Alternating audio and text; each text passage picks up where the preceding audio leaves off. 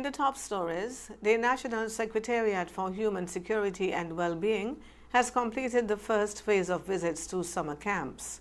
Regionally, the Guyana government has engaged a specialist team to investigate the MV Barima capsize, and on the international scene, French authorities say the fire that forced the evacuation of more than 200,000 people is finally under control.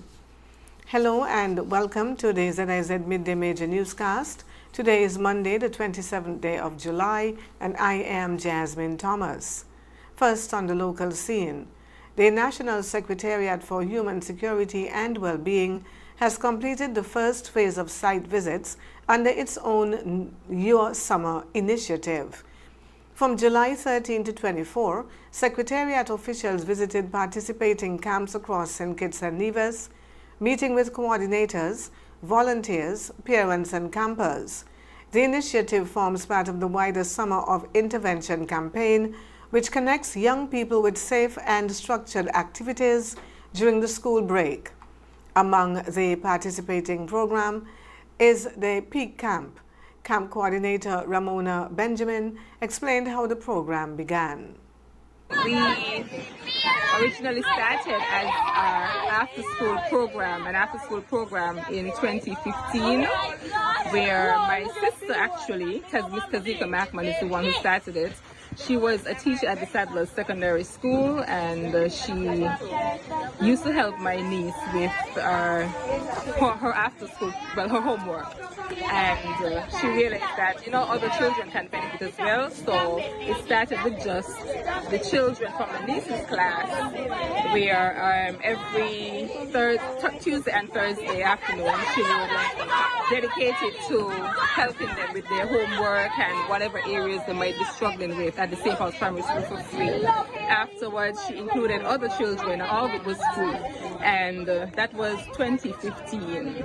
And in 2016 early, she realized that, okay, summer coming and, we don't have any camps in the area, so why not just do one? So we put our heads together and we started all of this. Our first camp was July 2017. 9 years later, Benjamin said the camp continues to grow but needs more reliable volunteers to support its work. I think the program we offer right now, it's an excellent idea. One thing I think that we should do, I guess, and we as all summer camp organizers, if we can have them stretched out over the summer, that will be excellent.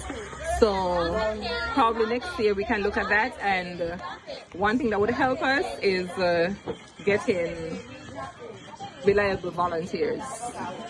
Secretariat Coordinator Eartha Carey said the visits highlighted the important role community partnerships play in youth development and violence prevention. I think it's helping tremendously, and I'll give you one main reason is that we may not see or hear the cries of some of these children or in the communities on a whole. And by the Secretariat making the bold approach by going to the communities and partner with stakeholders, we were able to identify some of what the grassroots of crime and violence is, and therefore we were able to come up with a initiative, meet them one-on-one, or each one touch one, as we would say. And with that, we have seen a decrease in criminal activities when it comes to the youth and the communities. The second phase of camp visits will run from the 10th of August to the 21st as additional programs begin. Taiwan has reaffirmed its commitment to supporting sustainable tourism and economic development in St. Christopher and Nevis. Ambassador Edward Tao and Secretary Tina Lin visited the St. Kitts Eco Park on the 22nd of July at the invitation of Permanent Secretary in the Ministry of Tourism, Tivana Wharton. The delegation toured the facility, observed its daily operations, and discussed opportunities for its future development. The 20-acre agro-tourism park at Sir Gillies Estate was jointly established by the governments of St. Christopher and Nevis and the Republic of China, Taiwan. It was developed to support agricultural diversification and expand local tourism. Ambassador Tao expressed appreciation for the briefing and reaffirmed Taiwan's commitment to deepening cooperation with St. Christopher and Nevis in support of sustainable development. And the St. Kitts Nevis Defense Force has reaffirmed its support for youth development and sport through its partnership with the Security Forces United Football Club. The force participated in the club's third annual awards ceremony on Saturday at the Kuna Conference Center. Acting Commander of the Defense Force, Major Coyote Sutton, assisted with presenting awards to players and team officials in recognition of their outstanding performances during the 2025 to 2026 St. Kitts Nevis Football Association season.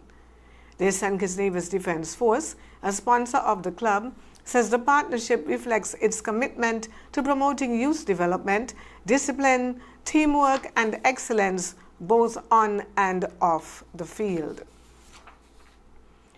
On the regional scene, the government of Guyana has appointed an international team of experts to investigate the country's worst maritime disaster on record.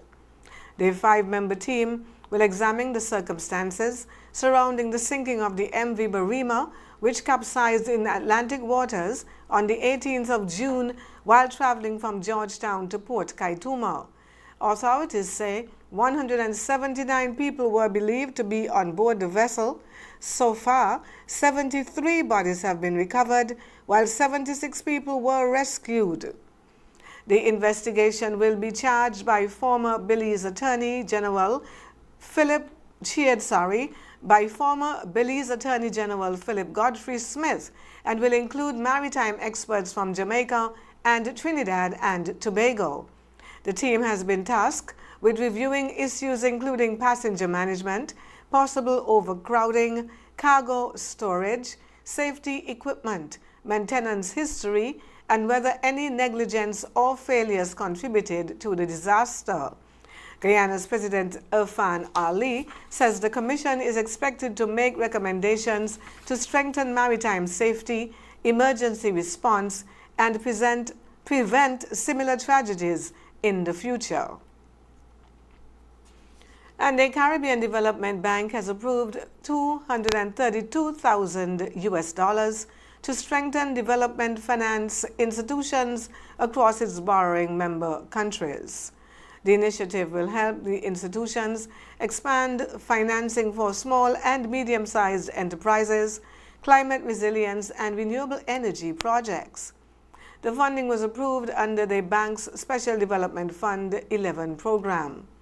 It will support 4 specialized training programs and the introduction of a web-based credit scoring and risk rating platform for small and medium-sized businesses. Participating institutions will receive training in credit risk management, agricultural and renewable energy financing, environmental, social and governance standards, and climate and sustainability finance. They will also gain access to the SME eSmart platform, which is designed to improve the speed and consistency of assessing loan applications. The project will be delivered in partnership with Caribbean Information and Credit Rating Services Limited. At least 11 development finance institutions are expected to benefit, with more than 300 professionals to receive training through online courses. The CDB said the initiative will help participating institutions improve lending decisions, address financing gaps, and support more resilient and inclusive economic growth across the Caribbean. On the international scene, firefighters in southwest France are working to contain a massive wildfire that has forced more than 220,000 people to evacuate. French authorities say blaze in the Gironde region has stopped growing, providing a sign of progress after days of intense firefighting. However, Interior Minister Laurent Nunez warned that the situation remains delicate, with forests still smoldering and higher temperatures expected to return. The fire has burned an area 4 times the size of Paris, with thousands of firefighters and aircraft deployed to battle the flames.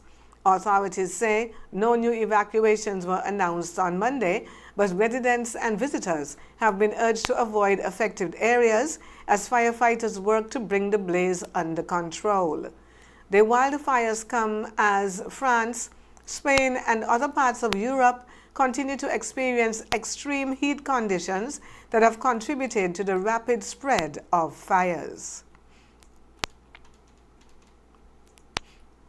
And police in Seattle are searching for a second suspect after a shooting at a popular food festival left 3 people dead and 4 others injured, including a toddler. Authorities say the gunfire erupted on Sunday evening during the Bite of Seattle festival at Seattle Center near the Space Needle. Investigators believe 2 suspects were shooting at each other during the incident. 1 suspect was arrested at the scene, while a second suspect remains at large. Police said the victims who died included 2 men aged 19 and 44 and a 56-year-old woman. The 4 people who were injured, including a 2-year-old child, were reported to be in stable condition. Officers providing security at the event responded as people ran for safety and the area was evacuated. The investigation into the shooting is continuing as authorities work to identify and locate the remaining suspect. In today's weather, moisture and instability lingering across the area will bring periods of cloudiness and showers, with a tropical wave expected to move in tonight. Today will be partly cloudy to cloudy with a 60% chance of showers and a 20% chance of thunderstorms. Tonight will remain partly cloudy to cloudy with a 60% chance of showers. Temperatures will reach a high of 33 degrees Celsius or 91 degrees Fahrenheit with a low of 24 degrees Celsius or 75 degrees Fahrenheit. Winds will be at east-southeasterly at 11 to 28 kilometers per hour or 7 to 17 miles per hour. Seas will range from 1 to 1.5 meters or 3 to 5 feet. Sunset today will be at around 6:46, with sunrise tomorrow morning at approximately 10 minutes before 6. That brings us to the end of the Midday Major Newscast. Join us this evening for these stories and more in detail. Thank you for tuning in. I am Jasmine Thomas. God bless you.